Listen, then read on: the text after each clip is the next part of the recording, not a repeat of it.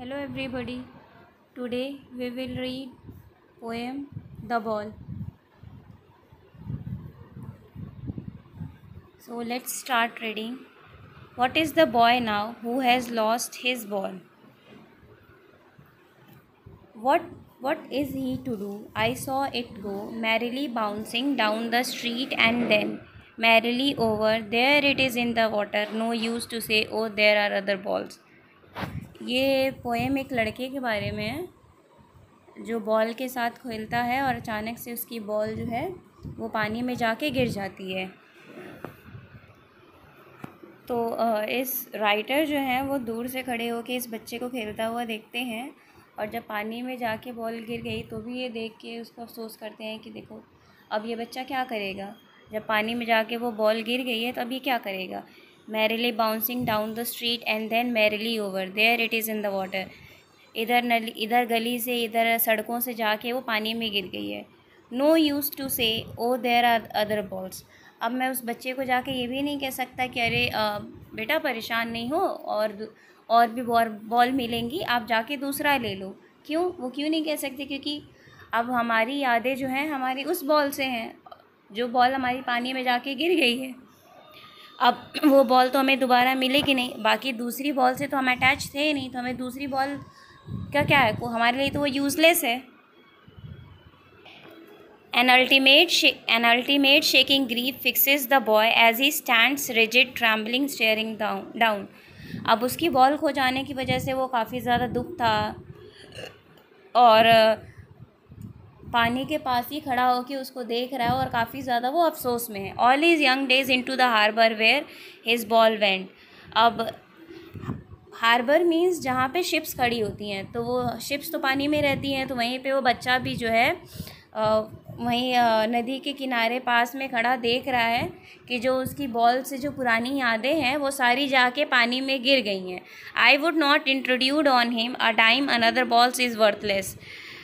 तो पोएट कहते हैं कि मैं उसको जाके इस सिचुएशन में डिस्टर्ब नहीं करूँगा। क्यों? क्योंकि अगर मैं आज उसको डिस्टर्ब कर देता हूँ तो वो आगे चल के फिर ऐसा ही करेगा।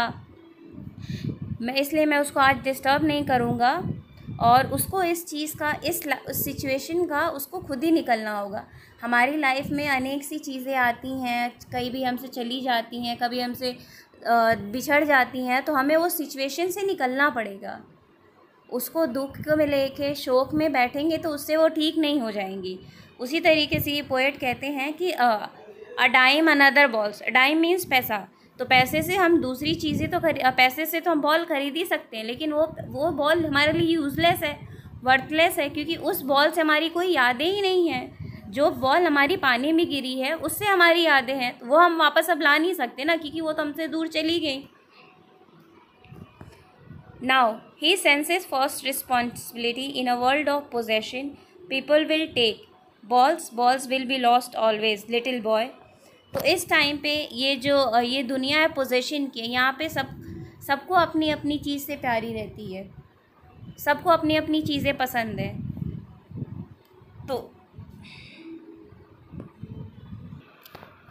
तो पोएट इस बच्चे को इस वजह से डिस्टर्ब नहीं करना चाहते, क्योंकि वो ये चाहते हैं कि ये बच्चा सीखे कि अगर उसकी बॉल इस वजह से खोई क्योंकि उसने अच्छे से ध्यान नहीं दिया। तो in the world of possession का मीन्स है कि हम वही चीज़ अपनी रिलेशनशिप्स के साथ भी करते हैं। अगर हम किसी इंसान के साथ ठीक से केयर नहीं करेंगे, इसके साथ ठीक से बिहेव नहीं करेंगे, तो वो भी चीज़ें हमसे छिन जाएंगी। Balls will be lost always little boy.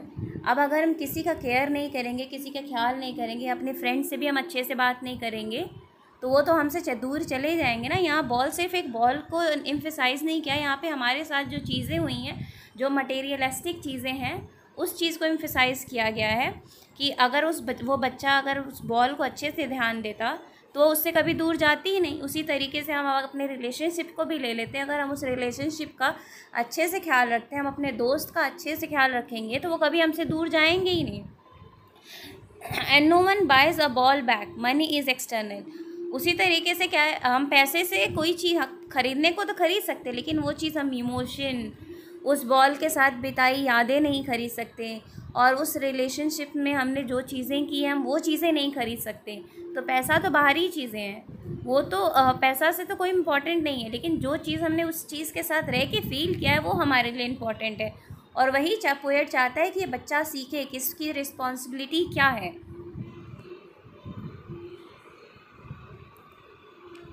He is learning well behind his desperate eyes. तो डेस्परेट मीन्स कि वो चाहता है कि उसका बच्चा वापस चाहता है कि वो बॉल उसको मिल जाए, लेकिन अब जो चीज़ चली गई है वो वापस थोड़ी ना आएगी। This epistemology of loss how to stand up, इसलिए पोएट चाहता है कि वो बच्चा सीखे कि इस सिचुएशन से कैसे बाहर निकलना है। Knowing what every man must one day know and most know many days how to stand up, वो चाहता है कि ये बच्चा ये इस आज के टाइम पे ही ये सीख जाए कि अगर कोई चीज़ उससे बिछड़ जाती है तो उस सिचुएशन से हमें निकलना कैसे है। हम पैसे से चीज़ें नहीं खरीद सकते, पैसे से हम यादें नहीं लौटा पाएंगे, ना ही पैसे से वो हमारी बीती जो उसके साथ पल हैं वो हमें मिल नहीं सकते। तो उसका अगर वो जा भी रहा है, वो हमसे बिछड़ भी गया है, तो उस सिचुएशन को हमें उससे आगे निकलना है, हमें उसी में ही बैठ के नहीं रहना है। So this is the poem the ball.